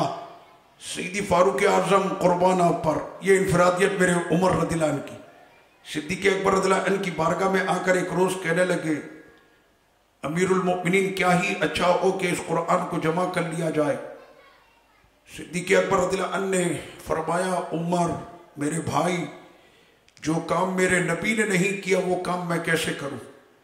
فاروق اعظم نے پھر کہا، کہنے لگے کہ یا امیر المؤمنین ایک کام اچھا، لوگوں کی اس میں بھلا، قرآن اگر ایک جگہ پر جمع کر لیا جائے تو اس میں لوگوں کے لیے آسانی ہو جائے گی، کرنے میں کیا؟ اب جو بات ہو رہی ہے ملہم کی زبان سے ہو رہی، اس کی زبان سے جھوٹ نہیں ہو سکتا، اس کی زبان سے غلط نہیں ہو سکتا، اس کی زبان سے دھوکہ نہیں ہو سکتا، یہ ملہم ہے، ملہم۔ عمر کی زبان سے گفتگو ہو اور سامنے والے پر اس کا اثر نہ ہو، یہ کیسے ہو سکتا؟ ادھر عمر نے مشورہ دیا ہے، ادھر ابو بکر کے سینے کو اللہ نے کشادہ کر دیا، اور سیدنا صدیق اکبر رضی اللہ عنہ اس کام کے لیے تیار ہو گئے۔ مجھے بتاؤ یہ احسان فاروق اعظم اور صدیق اکبر کا ہے کہ نہیں کہ پورے قرآن کو جمع کر کے ہمارے سامنے پیش کر دیا؟ اس میں مشورہ فاروق اعظم کا تھا اور عمل صدیق اکبر نے کیا، اور قرآن مجید کو جو ہے وہ ایک مقام پر جمع کیا۔ یہ انفرادیت ہے۔ اور اسی طرح سے میں آخری بات کر کے اپنی گفتگو کو ختم کر رہا ہوں۔ ہمارے ان بزرگوں نے بڑی قناعت اور بڑی سادگی کے ساتھ زندگی گزاری۔ ایسے یورپ والے نہیں کہتے کہ اپنے آپ کو اگر ترقی کی راہ پر تم نے لانا اور اپنے ملک اور معیشت کو اگر تم نے ترقی پر پہنچانا ہے، عمر بن خطاب کا لو پکڑ لو، خود بخود ترقی ہو جائے گی۔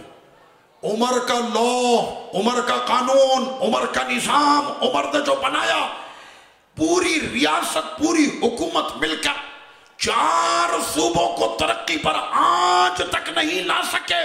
عمر بن خطاب تمہیں سلام ہو کہ اپنے دور میں عمر نے 1000 نئے شہر آباد کر دیے تھے۔ 1000 شہر سے بھی زیادہ عمر بن خطاب نے آباد کیے، 1000 سے زیادہ شہر۔ اب سمجھ میں آ رہی ہے کہ عمر بن خطاب کس قانون اور کس نظم اور ضبط کا نام ہے۔ سیدی فاروق اعظم تو اس مقام پر جا کر دیکھتے تھے کہ بندہ تصور بھی نہیں کر سکتا، تصور نہیں کر سکتا کہ کس مقام پر آپ جا کر دیکھتے ہیں۔ استبل بنا مدینہ شریف میں، استبل گھوڑے ہوتے اور بہت سارے گھوڑے، اور گھوڑے کا جو مالک ہے اس کا پیسہ بھی بہت، شہر میں جتنا بھی چارہ اترے وہ سارا چارہ خرید لے۔ فاروق اعظم رضی اللہ عنہ کی بارگاہ میں خبر پہنچی، میں ابھی انسانیت کی بات نہیں کر رہا، ابھی لوگوں کی بات نہیں کر رہا، وہ تو فاروق اعظم آدھی رات میں بھیس بدل کے کاندھے پر دال چاول رکھ کے لوگوں کو خود راشن پہنچا رہے۔ 22 لاکھ مربع میل پر حکومت کرنے والا عمر بن خطاب اپنے کاندھے پر دال چاول رکھ کر لوگوں کے گھروں پر پہنچاتا تھا۔ آج ایجوکیشن کی کتابوں میں عمر بن خطاب کے موضوع کو نکال دیا گیا، منڈیلا اور ٹریسا اور ان قسم کے لوگوں کو وہاں پر شامل کر دیا گیا کہ جناب انہوں نے اپنی قوم کے لیے بڑی خدمت کی ہے۔ میں نے جہاں کی تمام چیریٹیوں کو، انسانی حقوق کے اداروں کو، پوری دنیا کو ایک جگہ جمع کر لو، ارے عمر کی 1 رات کی خدمت ان سب پہ بھاری ہے۔ جو فاروق اعظم رضی اللہ عنہ نے جو انسانیت کی خدمت کی ہے، راتوں کے وقت میں جو کاندھے پر لے کر جاتا تھا سامان اور گھروں پر پہنچا کر آتا۔ سیدی فاروق اعظم رضی اللہ عنہ کو خبر ملی ہے استبل بنا، سارا چارہ اس کے پاس جا رہا، پیسہ بہت کچھ۔ آپ کے سمجھ میں آ رہی ہے ہماری معیشت کا حال کیا ہوا؟ ایک بندہ سیٹ بن گیا، ایک بندہ سیٹ بن گیا، سیٹ بننے کے بعد وہ کیا کر رہا ہے؟ سنیں، سیٹ بننے کے بعد وہ کیا کر رہا ہے؟ بقرہ عید آئی، جناب سیٹ نے 500 گائے کاٹ کے بانٹ دی۔ اس نے 500 گائے کاٹ کے بانٹ دی تو وہ 500 گائے کھا کے لوگ پھر دوبارہ مانگنے کے لیے کھڑے ہوئے۔ سیٹ چاہتا بھی یہی ہے، سیٹ چاہتا بھی یہی ہے کہ اس کے در کے اوپر 500 ہزار آدمی ہر وقت بیٹھے رہے اور وہ ان کو دیتا رہے کھلاتا رہے. میں نے سیٹ ان کو اتنا دے دو نا کہ پھر وہ مانگنے کے قابل ہی نہ رہے. کچھ میری بات سمجھ میں آ رہی ہے؟ اسلام کا نظام یہ ہے، یہ اسلام کا نظام ہے. عمر بن عبدالعزیز کا دور خلافت اٹھا کر دیکھ لو کہ زکوٰۃ دینے والے تو ہوتے تھے، زکوٰۃ لینے والا کوئی نہیں ہوتا تھا. اور ہمارے یہاں کیا نظام ہوتا ہے؟ مثلا اس رمضان میں کراچی میں 1 کروڑ فقیروں کو زکوٰۃ بانٹی گئی. تو اگلے سال پھر یہ ہونا چاہیے نا کہ جناب 1 کروڑ سے اب 90 لاکھ ہو گیا، 10 لاکھ جو ہے وہ ختم ہو گئے. اگلے سال کی رپورٹ یہ ہوتی ہے کہ 1 کروڑ 10 لاکھ کو زکوٰۃ بانٹی گئی. فاروق اعظم رضی اللہ عنہ نے یہ نہیں، اسلام کرتا ہے سد باب، اسلام کرتا ہے فتنوں کا خاتمہ. فاروق اعظم کو پتہ چلا ہے استبل بنا ہے، سیٹ نے یہاں پر سارا راشن خرید لیا ہے، سارا چارہ جو ہے اس کے گھوڑوں کو چلا جاتا ہے. جن کے پاس 2-4 گھوڑے وہ کیا کریں گے؟ فاروق اعظم رضی اللہ نے بلوا لیا سیٹ کو، آ جاؤ جناب، اب لگے گی آپ کی پیشی. اٹھاؤ اپنے سارے گھوڑے اور اٹھاؤ اپنا استبل. شہر سے باہر جا کر اپنا استبل بناؤ اور ان کے لیے چارے کا انتظام بھی شہر کے باہر کرو. شہر میں جو گھوڑوں کے لیے راشن آتا ہے وہ برابر کی مقدار میں تمام گھوڑے پالنے والوں کو تقسیم کیا جائے گا. کچھ سمجھ میں آ رہی ہے آپ کے؟ فاروق اعظم استبل کے اندر بھی وہاں پر بھی نظام اور ضبط و نظم و ضبط کو برقرار کیا جا رہا. پولیس کا نظام عمر نے بنایا، ہجری سال فاروق اعظم نے بنایا. فوجیوں کے لیے کیمپس عمر نے بنائی، چور اور دیگر لوگوں کے لیے جیلیں عمر بن خطاب کے دور میں. ہجری کے اعتبار سے محرم الحرام تو ہم ضرور منا لیتے، 1-10 محرم آ گیا جناب، محرم منانا، یاد کربلا، یاد شہداء. میں نے کہا جس ہجری سال کو منانا شروع کرتے ہو تو ساتھ میں یاد رکھنا یہ ہجری سال بھی عمر بن خطاب نے بنایا. کچھ سمجھ میں آ رہی ہے؟ یہ ہجری سال بھی یہ عمر بن خطاب رضی اللہ عنہ نے بنایا، پہلے نہیں تھا. یہ ہجری سال کی جو نظم و ضبط ہے یہ فاروق اعظم رضی اللہ عنہ نے بنائی ہے. اب سیدی فاروق اعظم رضی اللہ عنہ خبر ملی فاروق اعظم رضی اللہ عنہ کو، آقا علیہ الصلوۃ والتسلیم پردہ فرما گئے. اب عمر رضی اللہ عنہ کا عشق دیکھے اس پیارے کا جو اپنے نبی کو دیکھے تو آنکھوں سے اس کے اشک بہے. اپنے نبی کو راضی کرنے کے لیے گھٹنے ٹیک کر ایسے ہاتھ جوڑ کر اپنے نبی سے وہ محبت کرے. آپ جانتے ہیں سیدی فاروق اعظم رضی اللہ عنہ نے کیا فرمایا؟ سنے. مستدرک للحاکم، امام حاکم مستدرک میں فرماتے ہیں، امام حاکم نے مستدرک کے اندر اس حدیث کو نقل کیا. امام حاکم مستدرک اور امام حاکم نے پوری علم حدیث میں ان کا یہ مقام ہے کہ جرح کرنے پر آ جائے تو بخاری اور مسلم پر بھی جرح کر دے. اس پائے کے محدث ہیں امام حاکم، مستدرک میں نقل کرتے. سیدی فاروق اعظم رضی اللہ عنہ تشریف لائے سیدہ فاطمہ الزہرا رضی اللہ عنہا کے یہاں، اپنے دور حکومت میں خلیفہ وقت ہے. اور سیدہ فاطمہ الزہرا رضی اللہ عنہا سے کہا کہ میں نے اس جہاں میں آقا کریم صلی اللہ علیہ وسلم سے سب سے زیادہ محبوب اور سب سے زیادہ محبت کرنے والا اگر میں نے پایا کہ سرکار کے دربار میں اگر سب سے زیادہ کوئی محبوب ہے تو کہا کہ اے فاطمہ آپ سب سے زیادہ حضور کی محبوب ہیں. سب سے زیادہ میرے نبی نے اگر محبت کی تو آپ سے کی ہے، سب سے زیادہ اگر حضور نے چاہا تو آپ کو چاہا. یہ کون کہہ رہا ہے؟ سیدی فاروق اعظم. اور اس کے بعد پھر فاروق اعظم نے کیا فرمایا؟ امام حاکم مستدرک میں فرماتے اور فاروق اعظم نے کہا کہ اس روئے زمین پر عمر اپنے نبی کے بعد اگر سب سے زیادہ محبت کرتا ہے تو اے بنت رسول اللہ آپ سے کرتا. سمجھ میں آ رہی ہے آپ کے؟ یہ جو ہماری اس طرح کی من گھڑت باتیں بنا بنا کر تاریخوں کے اندر ریڈی والوں نے جو لکھی ہے نا، یہ ہوا وہ ہوا، وہ مار دیا اور یہ کر دیا اور وہ کر دیا، میں نے کہا یہ ساری باتیں من گھڑت ہیں.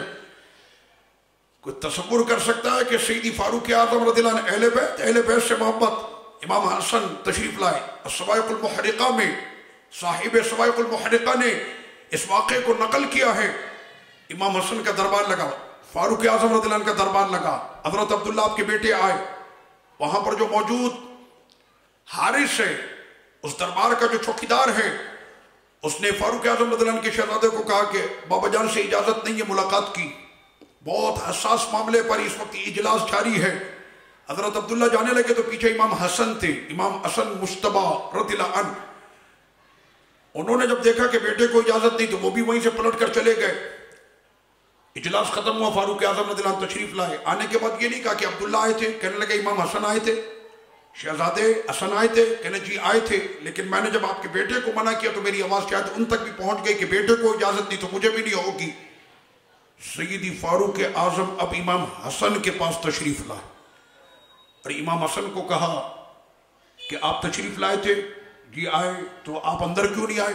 کہنے جب آپ کے بیٹے کو اجازت نہیں تھی تو پھر مجھ کو اجازت کیسے ہو جاتی؟ اس وقت میں فاروق اعظم کے وہ تاریخی الفاظ سنے.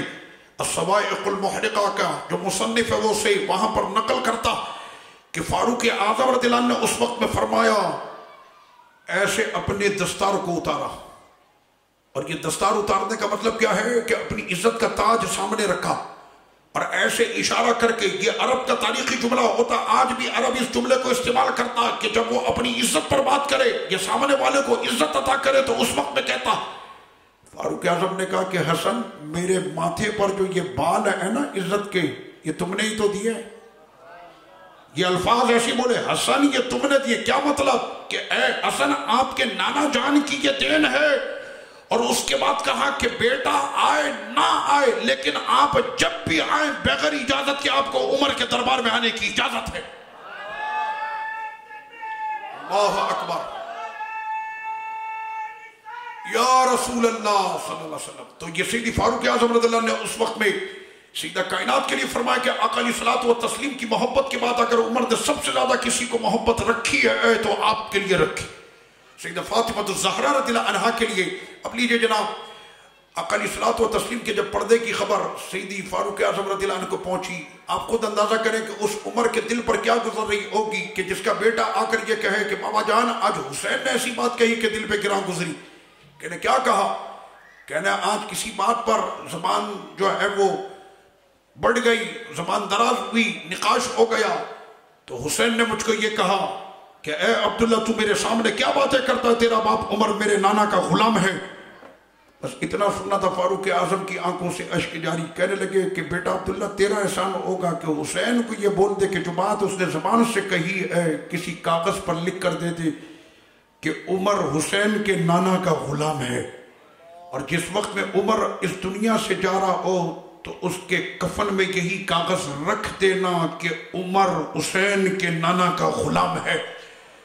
آج فاروق اعظم رضی اللہ عنہ کو خبر پہنچی کہ سرور کونین صلی اللہ علیہ وسلم پردہ فرما گئے. آقا علیہ الصلوۃ والتسلیم کی وصال شریف کی خبر تھی اور سرور کونین صلی اللہ علیہ وسلم کی وصال شریف کی جو خبر تھی وہ جہاں بھر کے لیے غم کی ایک ایسی خبر کہ آج شجر بھی رو رہے تھے, آج حجر بھی رو رہے تھے, آج پورا جہاں رو رہا تھا. اور آقا علیہ الصلوۃ والتسلیم کی سواری حضرت یافور کا یہ عالم کہ وہ دیواروں سے ٹکرے مارے اور اندھے کنویں میں کود کر اس نے جان دے دی کہ جب میں اب اپنے نبی کے جلوے نہ دیکھ سکوں گا تو اب مجھے جینے کا کوئی حق بھی نہیں ہے.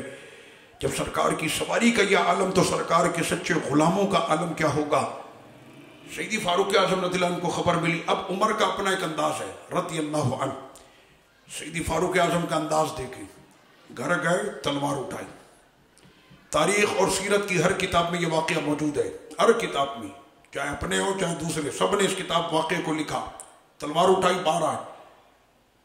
کون کہہ رہا ہے کہ میرے نبی کا وصال ہو گیا؟ کون کہہ رہا ہے؟ انکا میت و انہم میتون. آیتوں کو پڑھ کر بڑے زوردار انداز میں ترجمہ کیا جاتا ہے. ایک دن آپ بھی میت ہیں اور یہ سب بھی میت ہیں. منا بدبختو تم کو مبالغہ پتہ نہیں, تم کو قرآن کی فصاحت پتہ نہیں, بلاغہ تم کو پتہ نہیں. اور قرآن کی فصاحت اور بلاغت کو تم کیا جانو. عرب کی عادت یہ ہوتی ہے کہ ضمیروں کا استعمال بہت کرتے ہیں. انکا, انہم, انہو, ہوا, ہم, یہ ضمائر جس کو ہم کہتے ہیں. جیسے انگلش میں ہوتا ہے او, وہ, ہی, شی, یہ. تو عربی میں یہ چلتا ہے ضمیریں. تو اگر ساری میتیں ایک جیسی ہوتی نا تو رب کریم فرماتا ہے انکا و انہم میتون. بے شک آپ اور یہ سب ایک دن میت. لفظ ایک استعمال ہوتا. فصاحت تو دیکھیں انکا میت, اپنے حبیب کا ذکر الگ کر دیا, حبیب کا ذکر الگ کر دیا. وَإِنَّهُمْ مَيِّتُونَ, بقیہ سب کا ذکر ایک ساتھ کیا. کیا مطلب؟ حبیب آپ کا جانا اور ہے, ان کا مرنا اور ہے. میرے نبی کا کلمہ پڑھ کے جام شہادت نوش کر جائے تو قرآن کہتا تصور بھی نہیں کرنا کہ یہ مردہ ہیں, یہ زندہ ہیں. لیکن تم کو کیا شعور. سیدی فاروق اعظم تلوار لے کر کھڑے. اب بولے کوئی, کہنا جو بولے گا کہ نا میرے نبی کا انتقال ہو گیا, یہ تلوار دیکھ لے. عمر اس کی گردن اڑائے گا. میرے نبی رب سے ملاقات کے لیے گئے اس طرح کہ جس طرح سیدنا موسیٰ علیہ السلام طور کی وادی میں گئے تھے, میرے سرکار بھی اسی طرح سے گئے. عمر نہیں مان رہا کہ یہ ہو ہی نہیں سکتا, یہ ہو ہی نہیں سکتا, یہ فاروق اعظم کے الفاظ ہیں, یہ نہیں ہو سکتا, اور تلوار لے کر کھڑے. ایسے وقت میں سیدنا صدیق اکبر رضی اللہ عنہ تشریف لائے. معاملے کو سنبھالنا تھا. آپ نے 2 لفظوں کے اندر معاملے اور حکمت کے ساتھ, سرکار کے سینے سے سب سے زیادہ اگر علم کسی کو ملا تو وہ ابو بکر صدیق ہے.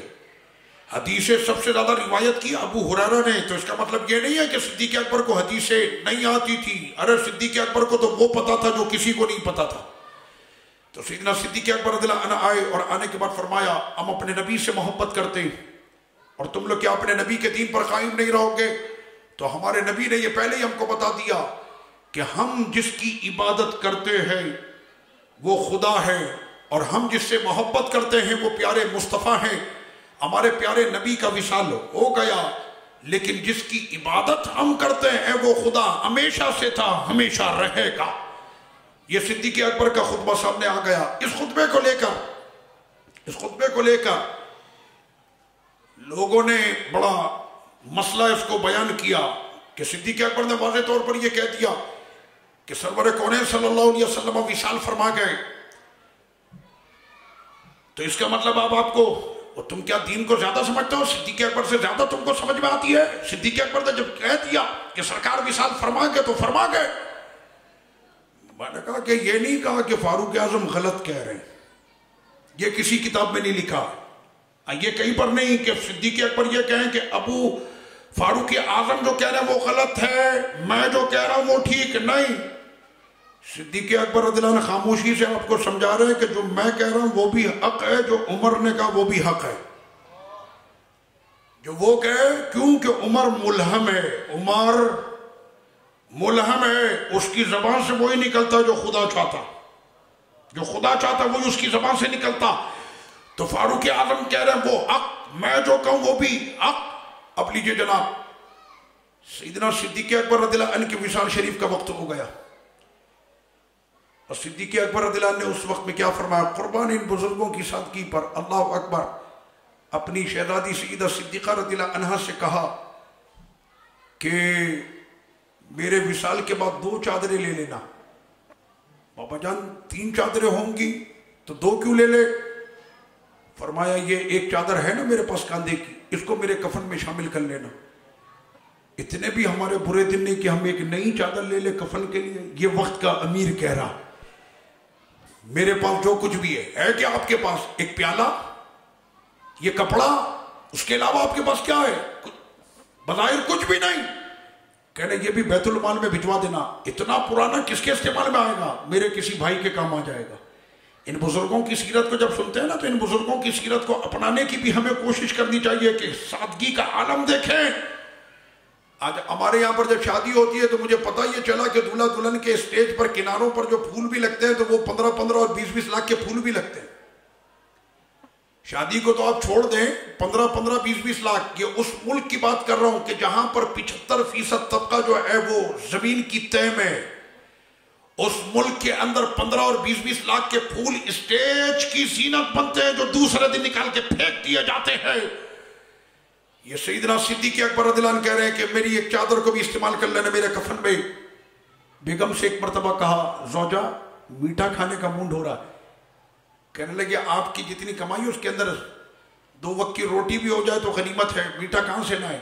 کچھ وقت گزرا تو میٹھا ملا کچھ دنوں کے بعد. کہنے بیگم اب کہاں سے آ گیا؟ کہنے وہ جو اس دن آپ نے کہا تھا نا محبت کرنے والی زوجہ, اس دن سے انی دونی جوڑ رہی تھی. آج جا کر اتنا پیسہ ہو گیا کہ ایک پلیٹ حلوے کی بن گئی. فوری طور پر گیا بیت المال میں اور جا کر بیت المال کے وزیر کو کہا کہ ابو بکر کی تنخواہ میں سے اتنے پیسے کم کر دیے جائیں کیونکہ ابو بکر کا گزارا اس کے بغیر بھی ہو سکتا ہے.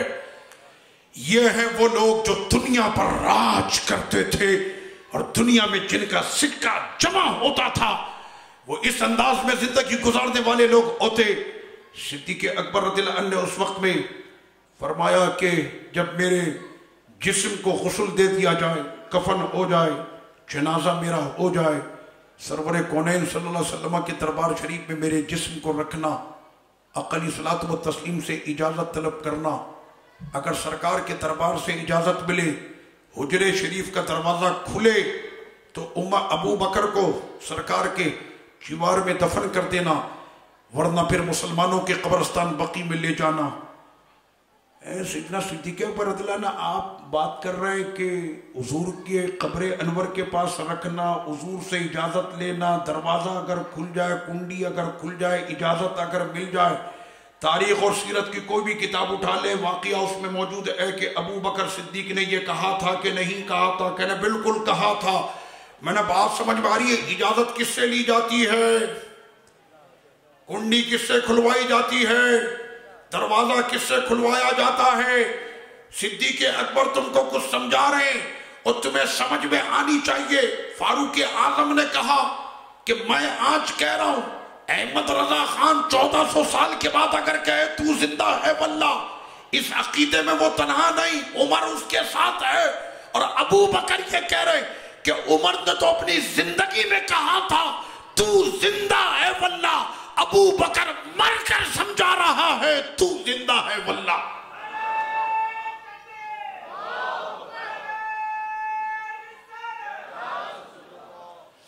تو یہ ہمارے ان بزرگوں کی جو ہے وہ شیخین کریمین کی یہ ساری برکتیں ہیں۔ اور صرف ایک بات یہاں پہ میں ضمن عرض کر کے بالکل بات اپنی ختم کروں۔ نجف میں ہوں، نجف میں میرا ڈرائیور جو ہماری کوسٹر چلا رہا ہے نا، وہ بھی نجف کا ہے، سمجھ گیا آپ؟ نجف کا پکا۔ میں جب واقعہ سنا تھا تو وہ بڑے غور سے ہمارے واقعات، اب میں اردو میں سنا رہا ہوں تو بعد میں مجھ سے پوچھتا ہے آپ نے یہ واقعہ سنا ہے؟ کیا تھا یہ واقعہ؟ تو پھر ہم اس کو عربی میں بتاتے یہ واقعہ میں نے بھی سنا ہے۔ راوی اس کے کوئی اور تھے۔ میں نے کہا راوی تو تمہاری یہاں بالکل بدل دیے جاتے ہیں، وہ سارے راوی تم اپنے فٹ کرتے ہو، راوی تمہارا اپنا فٹ ہوتا ہے، واقعہ ہمارا ہوتا ہے فٹ تم کر لیتے ہو۔ تو اس نے ایک بات مجھے کہی، واللہ اس کے ایک نہیں متعدد، میرا پورا قافلہ گواہ اس بات کا، واللہ بہتر جانتا ہے کہ اس نے مجھے خوش کرنے کے لیے کہا۔ خیر اس کو کوئی حاجت نہیں مجھے خوش کرنے کی، اس لیے کہ ملک بھی اس کا ہے، قانون اور نظام بھی انہی کا ہے، سارے معاملات بھی انہی کے، وہ مجھ سے کوئی پریشر میں نہیں ہے۔ ایک ہوتا نا کہ کوئی میرا پریشر ہو، کوئی پریشر میں۔ اس نے مجھے ایک بات کہی اور سنے بہت توجہ سے، یہ جو ہم لوگ کہتے ہیں نہیں جناب کوئی معاملہ نہیں، دلوں میں سب کے محبت پیار، میں نے کہا دلوں میں پیار ہے ابو بکر کے، دلوں میں پیار ہے فاروق اعظم کے، دلوں میں پیار ہے عثمان غنی کے، دلوں میں پیار ہے مولا علی کے، اور انہوں نے آپس میں پیار بانٹا ہے۔ احد کی وادی میں شہداء لہو لہان، پانی کی آواز آئی، جیسی پانی دیا نا تو وہ پینے لگا، تو دوسرے ساتھی کی آواز آئی پانی، اس نے دوسرے کو دے دیا، پھر تیسرے کی آواز آئی پانی، اس نے تیسرے کو دیا، اور اسی طرح سے جب آخر تک پہنچا تو آخری والا جام شہادت نوش کر گیا تھا، فوری طور پر پہلے کو پہنچاؤ، تو اب ایک لائن سے یہ سارے شہید ہو چکے تھے، کسی نے پانی نہیں پیا۔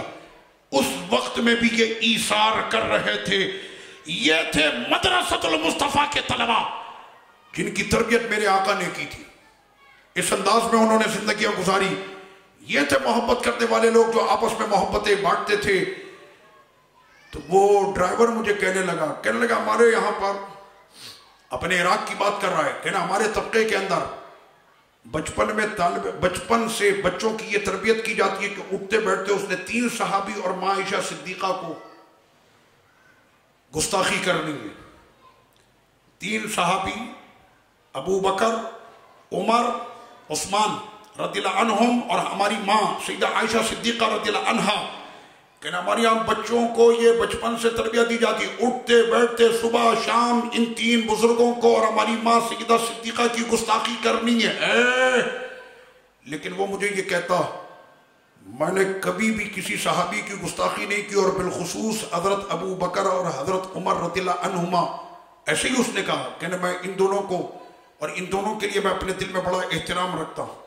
میں نے اس کی وجہ کہنے لگا کہ میں بچپن سے یہ بات سوچتا رہا اور بچپن سے یہ بات میرے دل میں آتی رہی۔ اچھا میں صرف ایک بات یہاں پر اور عرض کر دوں، راستے میں نمازیں ہوتی تھی، میں پڑھاتا تھا، تو میرا قافلہ جب میرے ساتھ نماز پڑھتا تھا، امامت میں کرتا تھا، قافلہ پیچھے نماز پڑھتا تھا، تو وہ ڈرائیور بھی میرے پیچھے کھڑے ہو کے نماز پڑھتا تھا، میری اقتداء میں وہ نماز پڑھتا تھا۔ تو مجھے کہنے لگا کہ میں نے کبھی بھی ان دو بزرگوں کے لیے اور کسی پیارے کے لیے میں نے زبان تان اور غلط الفاظ میں نے استعمال نہیں کی، اور ہمیشہ میں بچپن سے یہ سوچتا رہا، یہ نجف کا ڈرائیور کہتا، میں ہمیشہ یہ سوچتا رہا کہ اگر یہ اچھے لوگ نہیں ہوتے تو پورے جہاں کے سب سے افضل خطے میں ان کو جگہ ملتی ہی نہیں۔ کہنا میرا دل یہ کہتا ہے کہ جہاں کے سب سے افضل خطے میں جب یہ مدفون ہے تو ماننا پڑے گا کہ جہاں میں ان سے افضل کوئی لوگ بھی نہیں ہے۔ اللہ پاک ان بزرگوں کا فیض ہمیں اور پورے جہاں کو عطا فرمائے۔ وما علیہ الا البلاغ۔